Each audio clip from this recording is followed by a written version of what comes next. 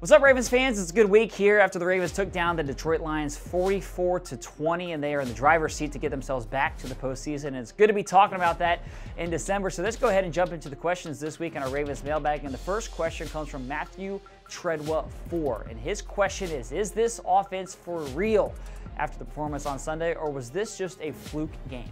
I'm definitely not going to call it a fluke, but I think it's somewhere in between. I don't think the Ravens offense is going to continue putting up 37 points every single game. And let's not forget that the Detroit Lions defense came into this game ranked 26th in the NFL, so it wasn't really their strong suit. Now, with that said, I think the Ravens definitely took steps forward. They got a little bit more aggressive throwing the ball. Joe Flacco threw for more yards in the first half than he's been averaging an entire game so far. They made some big plays. The Mike Wallace 66-yard play.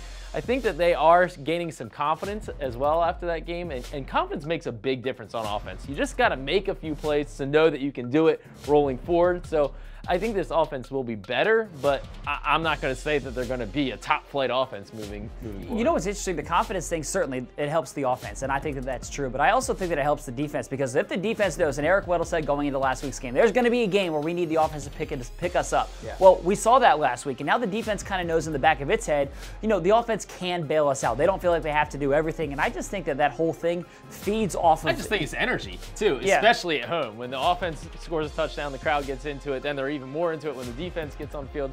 Just works really well in tandem. All right, the next question, this one comes from Acklands, and the question is, should the Ravens start Michael Campanero and Chris Moore over Breshad Perriman, or should there be some type of substitution among the three?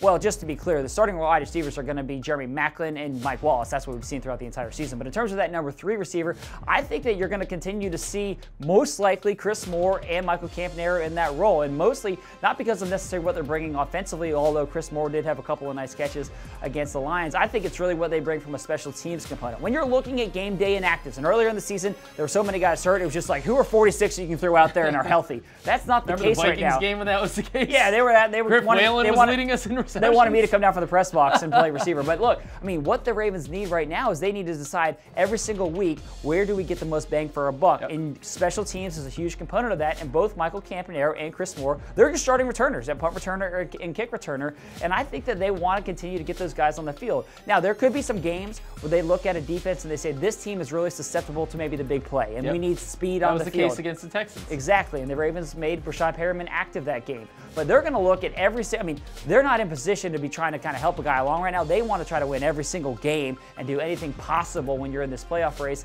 And so I think that that's going to what it's going to come down to. You know what Michael Campanero's most impressive play of his career might have been? What's that? In Pittsburgh. Oh, yeah. Handoff, the flip. Yeah. That was a good one. That was a great one. I'll take one of those in Pittsburgh this week. How about that? Yeah, I'm down with that idea. Last question comes from Marco, and it's, who will be taking up Jimmy Smith's spot for the remainder of the season?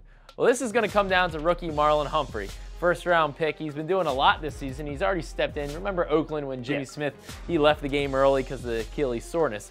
Well, now it's Marlon's turn full-time, and I think that this is a little bit of a difference. You know, he's been playing a lot, but I think it's a little bit different when you say you're the guy, and if you struggle, there ain't no cavalry that's coming to bail you out. Yeah. You know, you got to figure it out, and that's going to be the position for Marlon Humphrey right now, being the starter opposite Brandon Carr. Now, the Ravens do have some other guys, and Maurice Kennedy and whatnot. They could roll those guys in, but it's Marlon's show. Yeah, it's Marlon's job. So, all right, that does it for this week's edition of the Ravens Mailbag. But as always, we love hearing from you guys. So send in your questions to us every single week on social media using that hashtag Ravens Mailbag. Thanks for watching, everyone, and have a great rest of your day.